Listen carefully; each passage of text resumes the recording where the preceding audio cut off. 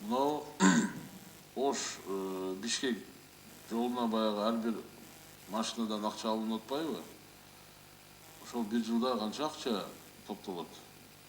Эки посттон 60 миллион тегерегинде акча Бир чыгат. жылда? Бир жылда. Ошол акча каяка жумшалат? Ошол ал акча зарплата түнөлдүн содержаниясына кетет. Анан эгерде акча калган болсо, былтыркы жылы биз бир погрузчик анан бир автогрейдер сатып алдык ошонун эсебинен. А так ошо түнөлдүн содержаниясы өтө кымбат турат.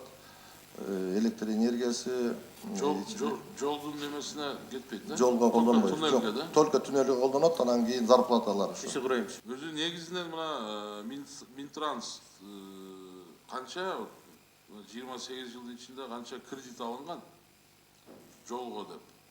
Барбы маалымат? Жалпысынан. 2,5 миллиард да? Азыр ошол тышкы карызга кирген да ошол суммалар, туурабы? Кирген бар. Значит, биз постоянно бизде жолдор талкаланат, жаңы жол курабыз, карызыбыз, тышкы карызыбыз күндөн күнгө көбөйүп атат. Эрмек Алтымышевич, өткөн министрге бир суроо бердим элем да.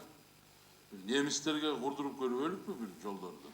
Жок дегенде бир 5 километрди, бир 10 километрди. Кандай дейсиз? Бизи инвест проекттерлер баары эле немистер баягы алып атышат тендерлерди утуп. Бирок иштеген, асфальт салган биздин эле улуттук эле фирмалар. Себеби Германияда баягы 45-жылда курулган жолдор дагы эле турат да азырчы, бузулбай эле.